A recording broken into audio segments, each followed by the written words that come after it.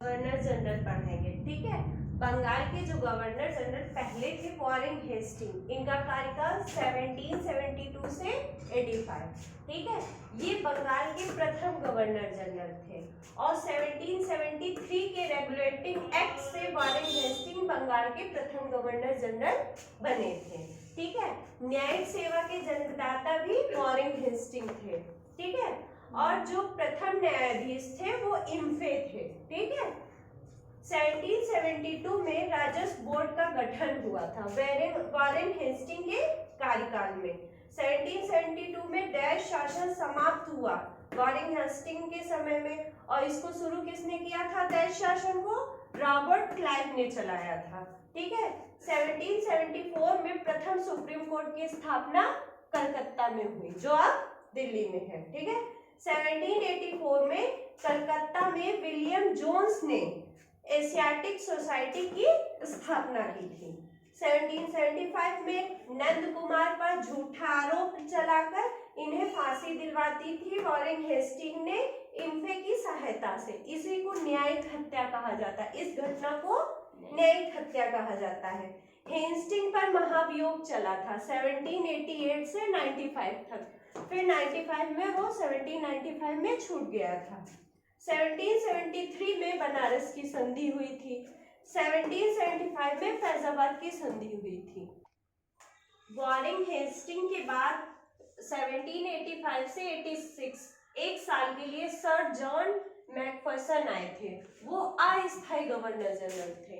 ठीक है, उसके बाद दूसरे आते हैं कॉर्नवालिस, ये 1786 से 95। इन्हें सिविल सेवा का जन्मदाता भी कहा जाता है। कॉर्नवालिस को सिविल सेवा का जन्मदाता।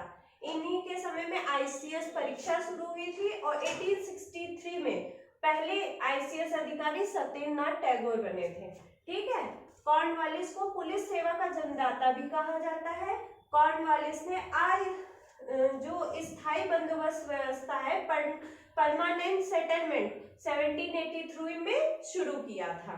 कॉर्नवालिस ने 1789 में दास व्यापार पर रोक लगाई थी।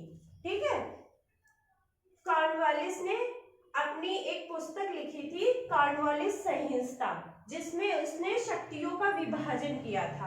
कौन सी शक्तियां? न्यायिक और प्रशासनिक, जो कि हमारे कॉन्स्टिट्यूशन आर्टिकल 50 में दिया हुआ है, जिसमें न्यायिक और प्रशासनिक शक्तियां अलग अलग हैं। उसके बाद कॉर्नवालिस की समाधि जो है वो भारत के गाजीपुर में है। उसके बाद आते हैं तीसरे नंबर पे सर जॉन शोर, 1793 से 98 तक इनका कार्यकाल रहा। इन्होंने मैसूर के प्रति हस्तक्षेप की नीति का पालन किया था। फोर्थ नंबर पे आते हैं लॉर्ड वेलेजली, इनका कार्यकाल है 1798 से 1805 तक। इन्हें सहायक संधि का जन्मदाता कहा जाता है। इन्होंने कई सहायक संधियां की, जैसे 1798 में हैदराबाद का संधि करके विलय किया, 1799 में मैसूर और तंजौर को मिला लिया, 1801 में अवध को, 1802 में पेशवा के सारे क्षेत्रों को अंग्रेजी राज में मिला लिया, और 1800 में इन्हीं के समय में फोर्ट विलियम कॉलेज की स्थापना हुई थी कॉर्नवालिस के समय। ठीक है, कहाँ हुई थी? कलकत्ता में। फोर्ट विलियम कॉलेज की स्थापना कलकत्ता में हुई थी 1800 में। और लॉर्ड वेलेजली ने ही अपने आप को क्या कहा था? बंगाल का शेर कहा था। अपने आप को बंगाल का शेर कहा था। ठीक है, उसके बाद नेक्स्ट आते हैं सन जॉर्ज वार्लो, इनका कार्यकाल है 1805 से 1807 तक। इन्होंने हस्तक्षेप की नीति का पालन किया। बंगाल के गवर्नर जनरल 6 नंबर पे थे लॉर्ड मिंटो, इनका जो कार्यकाल था वो 1807 से 1813।